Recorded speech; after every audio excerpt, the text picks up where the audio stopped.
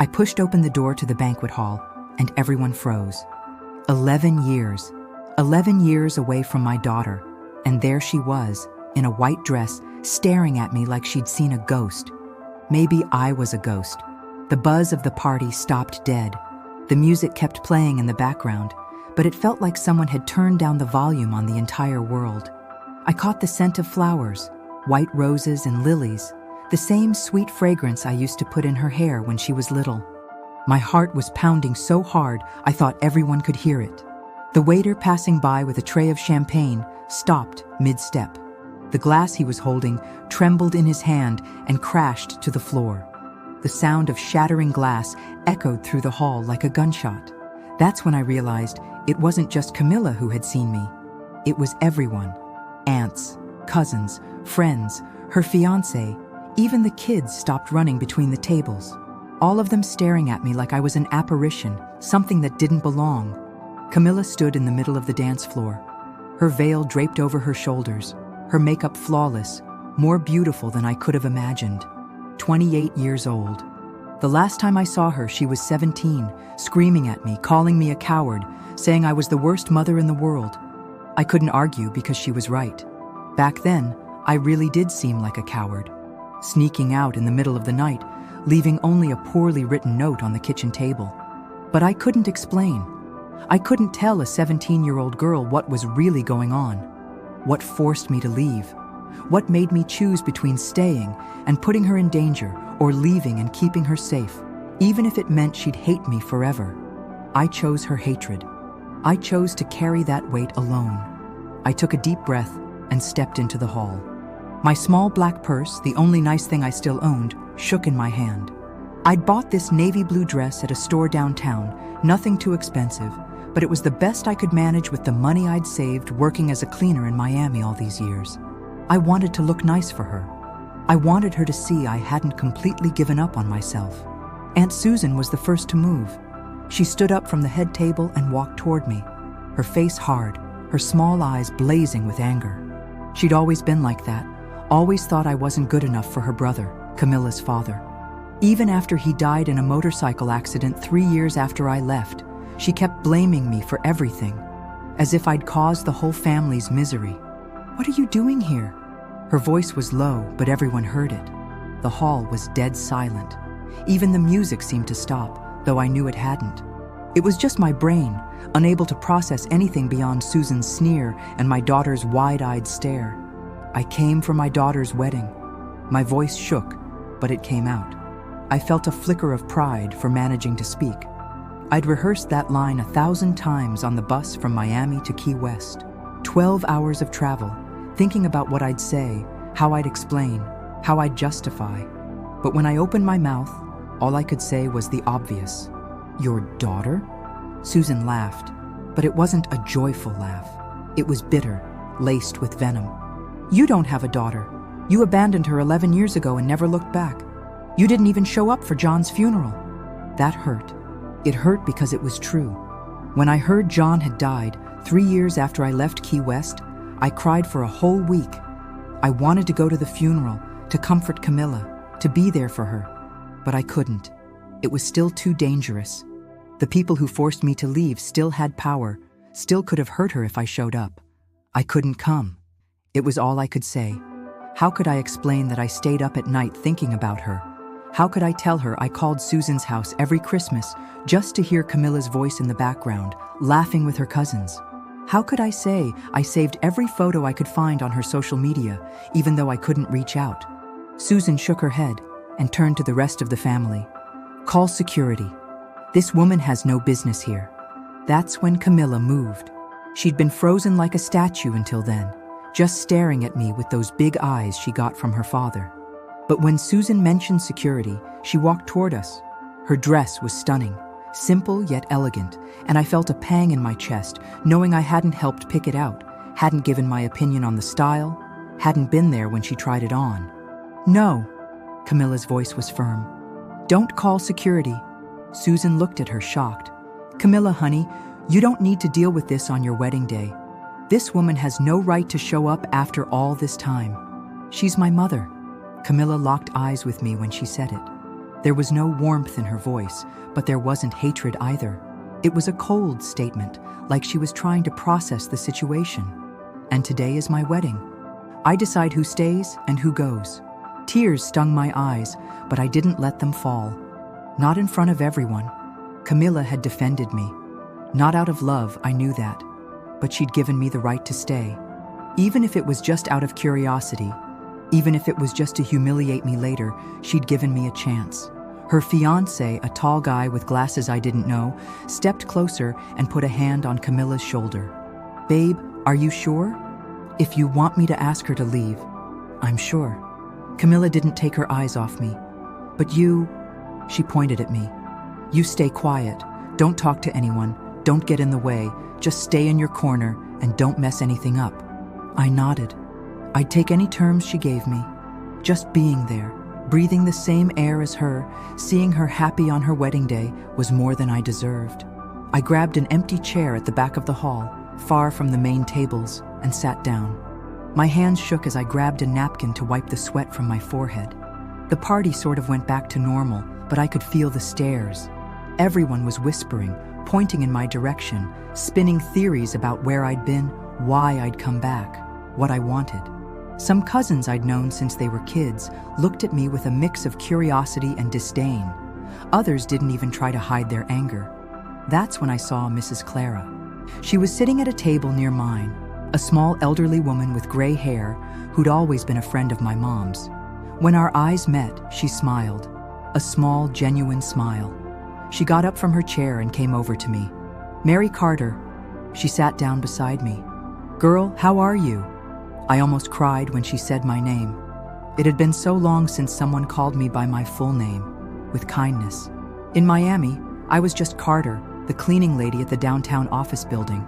Here, I was Mary Carter again, Severina's daughter, Camilla's mother. "I'm okay, Mrs. Clara." I lied. I hadn't been okay in years. "You haven't changed a bit," she chuckled softly. "Changed nothing, girl. I'm older and more tired. But you..." She looked me up and down. "You're thinner. And sad. Very sad." I couldn't answer. Mrs. Clara always had this ability to see right through people. When I was a kid and lied to my mom, she'd figure it out in a second. Now, even after 11 years, she could still read the sadness written all over my face. "Why'd you come back, Mary Carter?" The question caught me off guard. Everyone wanted to know, but no one had asked so directly. I looked at Camilla, who was chatting with her friends near the cake. She was laughing, but every now and then she glanced my way, like she was keeping an eye on me, waiting for me to mess up. "Because she's my daughter," I said softly. "And I've missed too much of her life already. I didn't want to miss her wedding, too." Mrs. Clara took my hand. Her skin was rough, full of wrinkles, but her touch was warm, comforting. "And why'd you leave back then?" Everyone was wondering. "One day you were here, taking care of the girl, working at Helen's shop, and then you were gone. No explanation, no goodbye." I swallowed hard. How could I explain to Mrs. Clara something I couldn't even tell Camilla? How could I say that 3 men showed up at my house in the middle of the night, telling me if I didn't disappear, something bad would happen to my daughter? How could I explain they knew where she went to school, what time she left, who her friends were?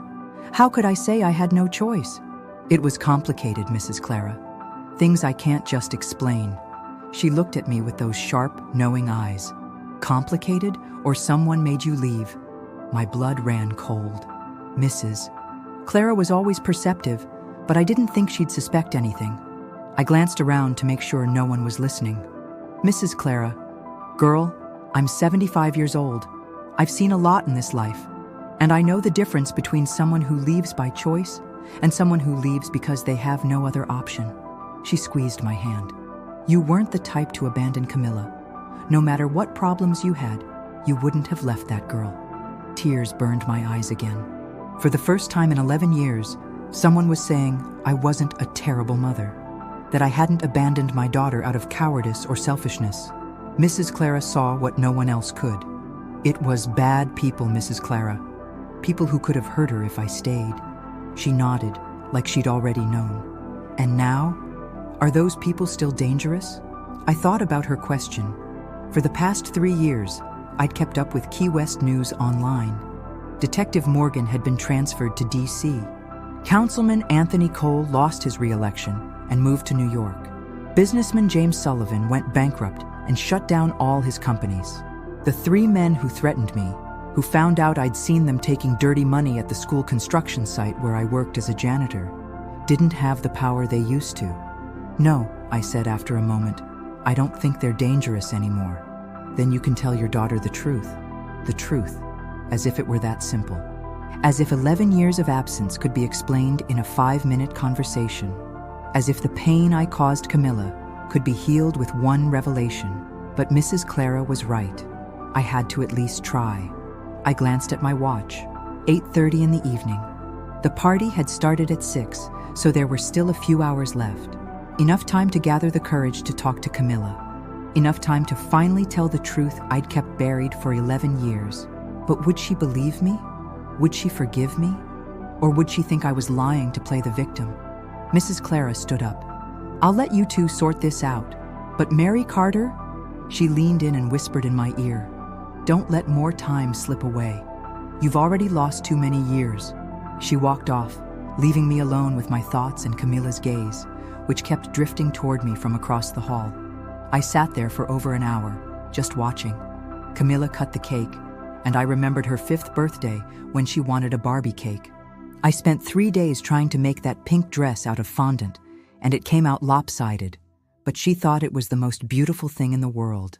Now her cake was a work of art, 3 tiers, perfect sugar flowers, everything I could never give her.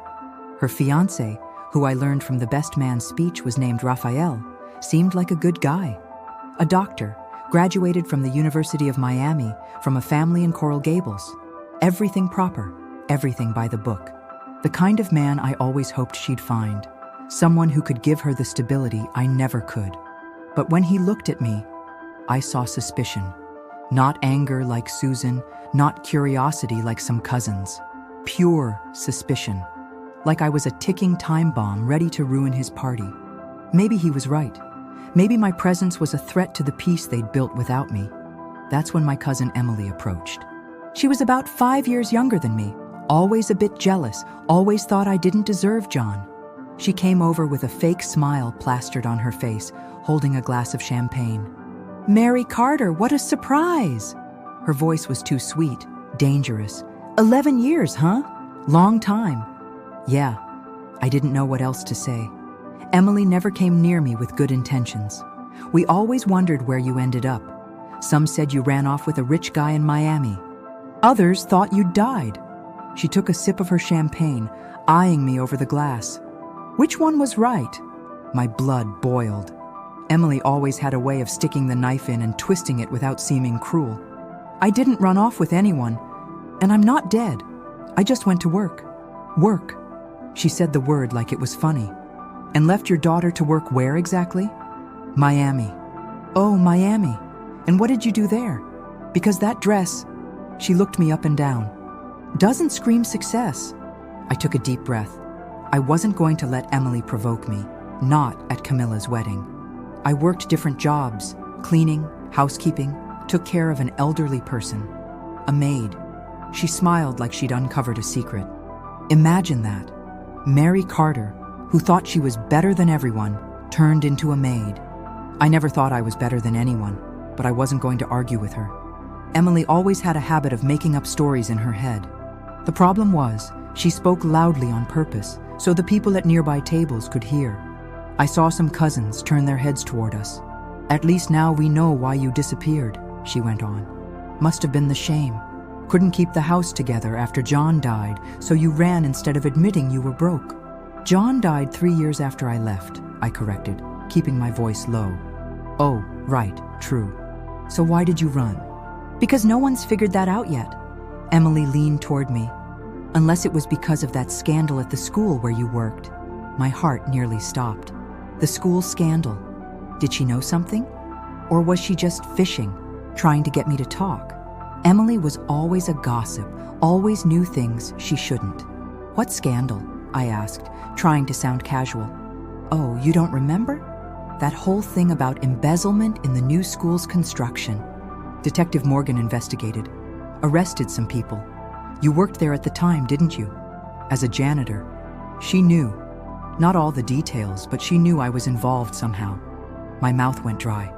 If Emily knew, how many others did? How many had connected the dots between my disappearance and the school scandal? I just cleaned the classrooms, I said, my voice shaky. I didn't know anything. Of course you didn't. Her smile turned nastier. You were always so innocent, weren't you, Mary Carter? Never saw the bad in anyone. She stood up and walked away, but not before turning back to me one last time. Oh, and congrats on showing up for your daughter's wedding.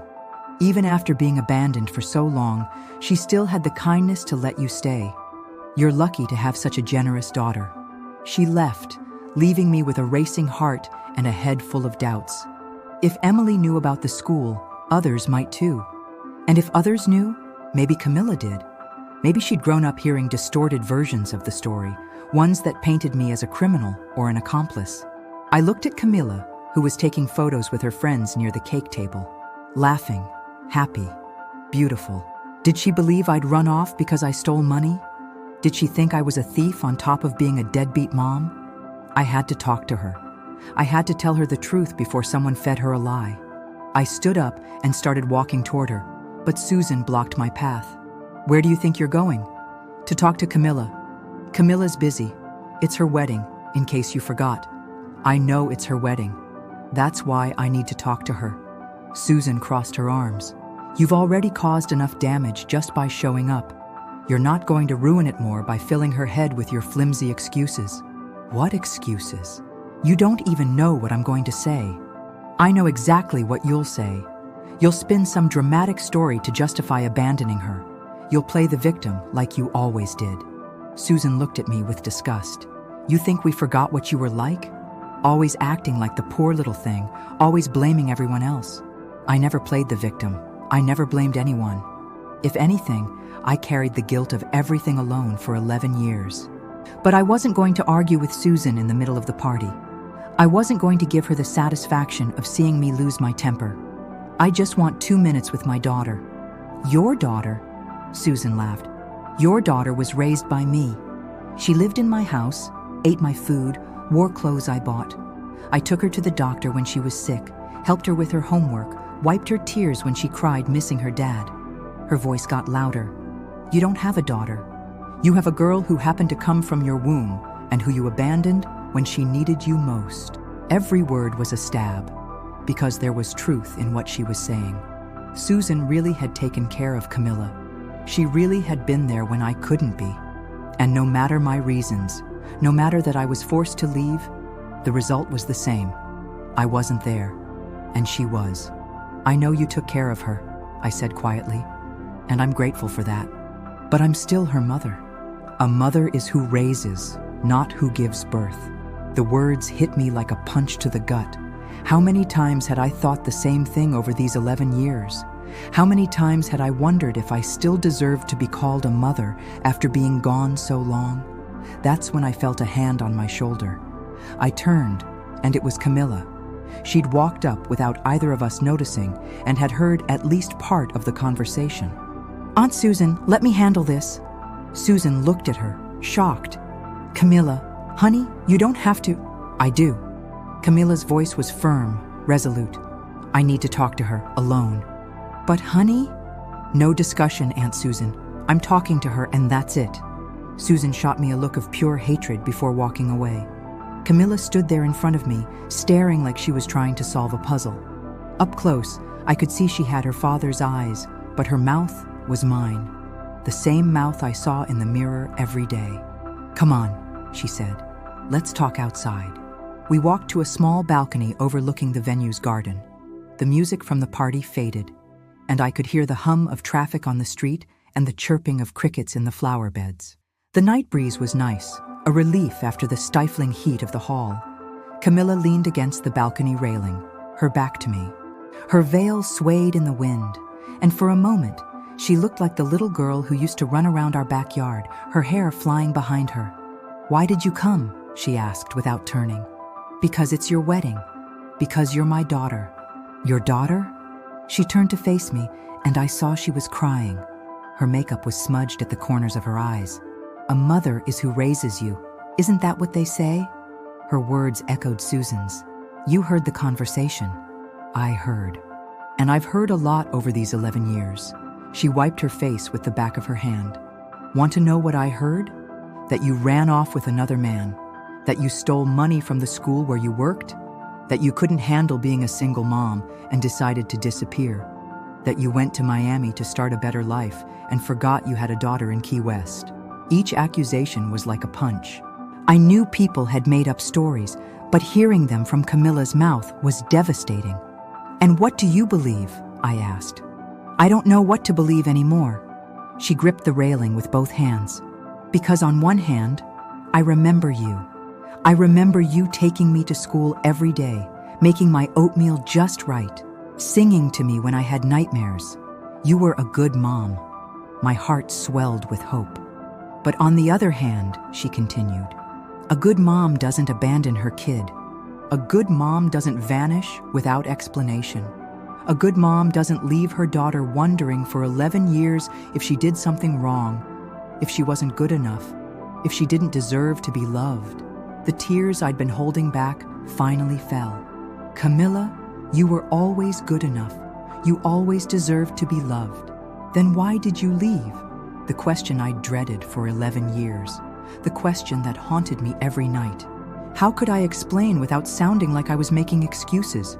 How could I tell the truth without seeming like I was playing the victim? Because I had no choice. Everyone has a choice.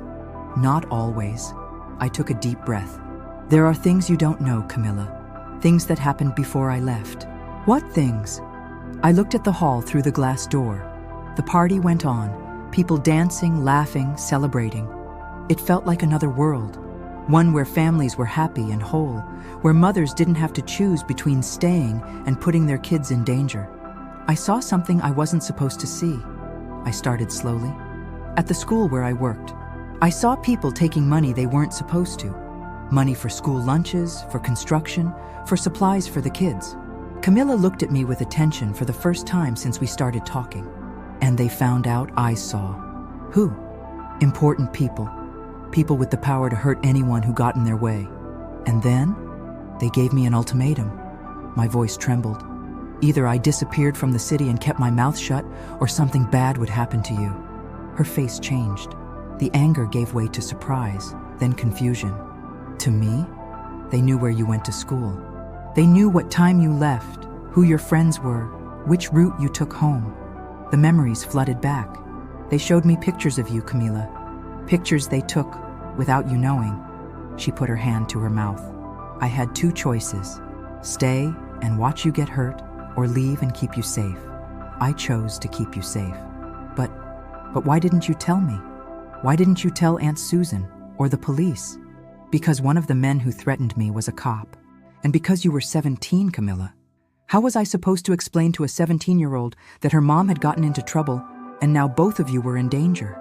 She was silent for a long time. The noise of the party inside felt miles away. Are those people still dangerous? No. I've been following Key West news online for years. Detective Morgan got transferred to D.C. in 2018. Councilman Anthony Cole lost his election and moved to New York. James Sullivan went bankrupt and closed all his businesses. I'd memorized these facts, tracked their every move online for years, and I hesitated. I got a letter. What letter? I pulled another envelope from my purse, this one newer. 3 months ago. It was from a prosecutor here in Key West. They said they'd reopened the investigation into corruption in the school district and were looking for witnesses from back then. Camilla read the letter quickly. When she finished, she looked at me with an expression I couldn't read. So you came to testify?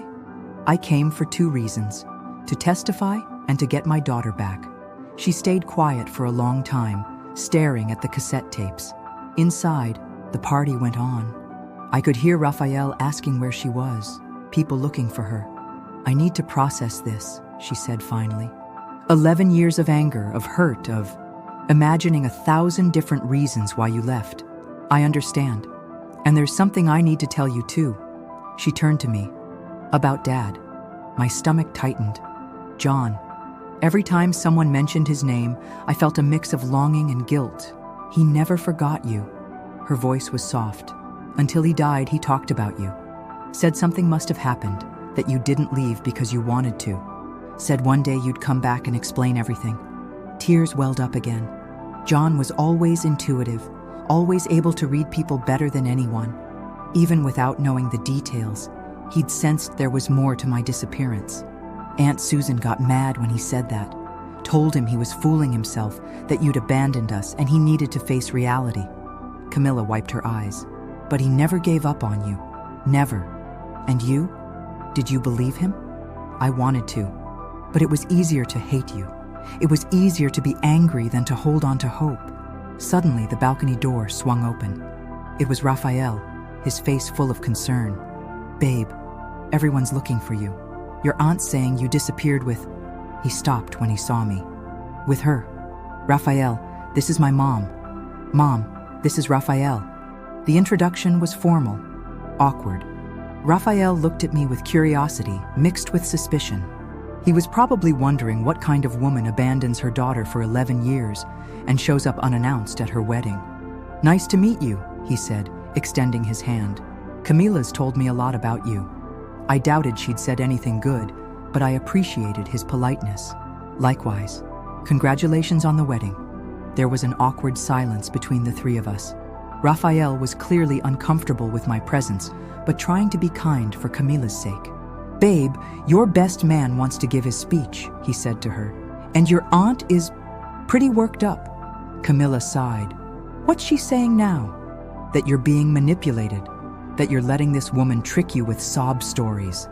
I looked at Camilla and saw irritation flash across her face. This woman has a name, and she's my mom. I know, babe.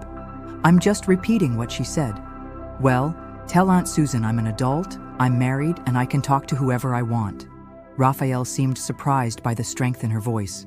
Okay, but are you coming back soon? Everyone's waiting. We'll be there, Camilla said, taking my hand. We're going together. My heart raced. She was inviting me back to the party, not as a stranger who'd shown up out of nowhere, but as her mother. We walked back into the hall, hand in hand. It was like stepping into an arena where everyone stopped to stare. The music kept playing, but the chatter died down. I felt every eye on us, especially Susan's, who stood near the head table with a face like she'd swallowed a lemon. Camilla led me to an empty table near the dance floor. Sit here. I'll let them know I'm back. She walked off to talk to the best man, and I stayed there, trying to ignore the whispers around me. But it was impossible not to hear some of the comments. What nerve, after all this time. Poor Camilla. She's probably after money. Cousin Emily passed by and whispered, Managed to sweet-talk her, huh? Don't get too comfortable. It won't last. I ignored her. I wasn't going to let anyone ruin this moment. For the first time in 11 years, my daughter was giving me a chance. She was believing in me. The best man took the stage and started his speech. He talked about meeting Camilla when she was little, how determined and brave she was.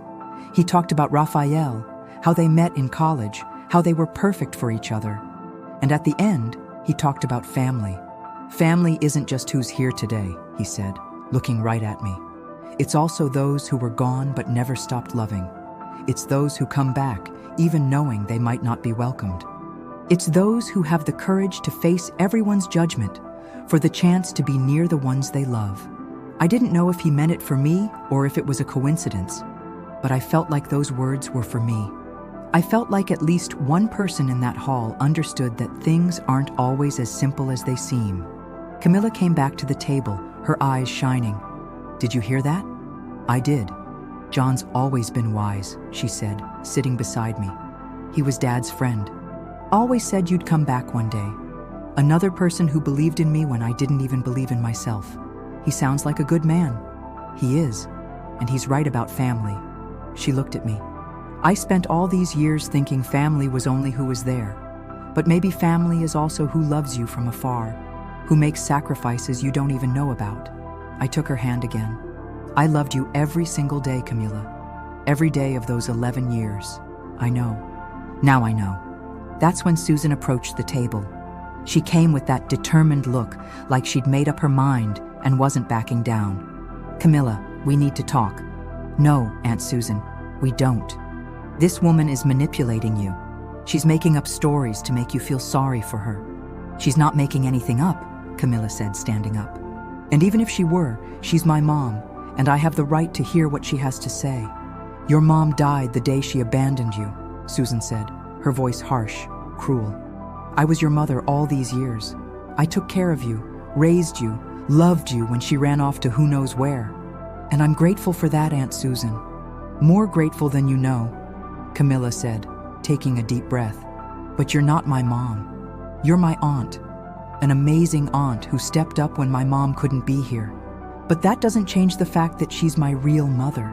Susan looked at me with a hatred that seemed to burn. "And you? Got nothing to say?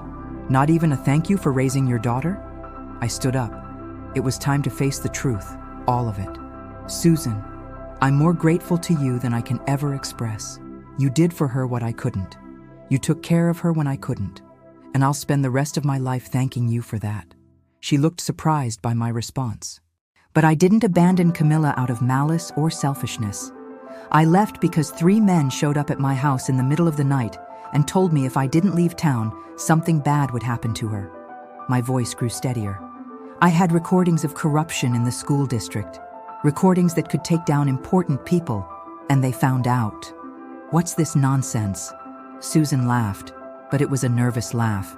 "What's this about recordings?" "It's true, Aunt Susan," Camilla said. "She showed me the tapes, and there's a letter from the DA's office, too." Susan's face changed. Her certainty turned to doubt, her anger to confusion. But if that's true, why didn't you say anything before?" "Because it was dangerous. Because they had people in the police, too.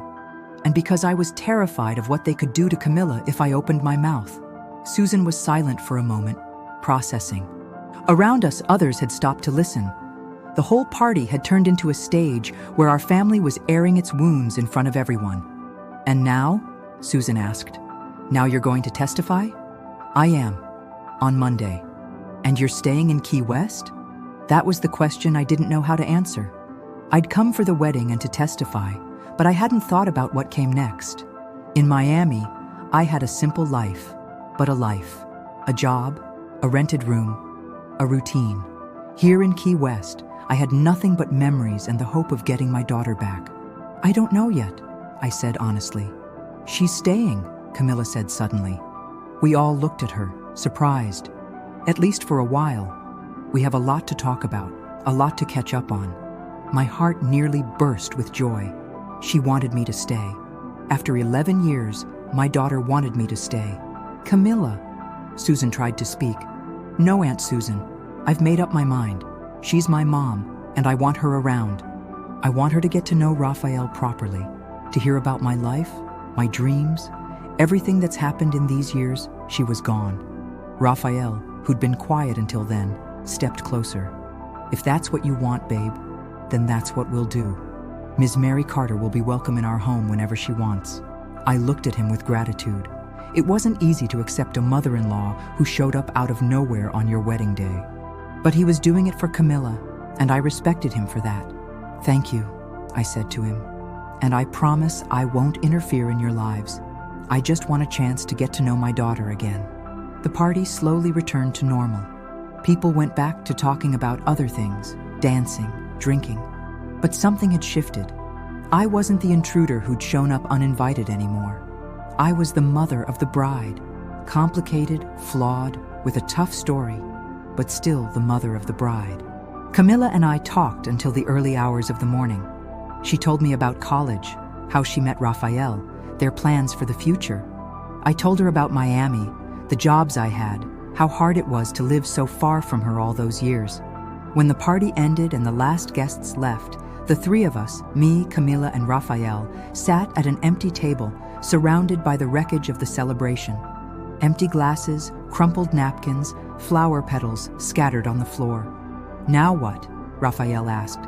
"Now we start over," Camilla said, taking my hand. "Slowly, with patience, but we start over." I looked at my daughter, beautiful in her wrinkled wedding dress, her makeup smudged, but smiling at me like she hadn't in 11 years. I thought about all the lost years, all the tears we cried apart, all the important moments I missed. But I also thought about the future, the grandchildren I might meet, the Christmases we might spend together, the stories we could still build. It wouldn't be easy. 11 years of absence don't vanish overnight. I'd have to earn her trust again, prove I deserved to be in her life. I'd have to deal with the family who saw me as an outsider, the neighbors who whispered behind my back, the people who'd never understand the choices I made. But for the first time in 11 years, I had hope. My daughter was giving me a second chance, and I wasn't going to waste it. The following Monday, I went to the DA's office to testify. I told them everything I knew, showed them the recordings, gave names and details. The prosecutor said my testimony would help a lot, that others had come forward too, that they were finally going to get justice. When I walked out, Camilla was waiting for me at the door. She'd taken the day off work just to be there with me. "How'd it go?" she asked. "It was freeing," I said. I finally got to tell the truth. We walked down the street together, mother and daughter again after so long. We weren't the same people we were 11 years ago. I had scars she didn't know about, and she had wounds I'd caused. But we were together, and that, after everything we'd been through, was what mattered most. "Mom," she said suddenly. "Yes? Welcome back." And for the first time in 11 years, I smiled for real.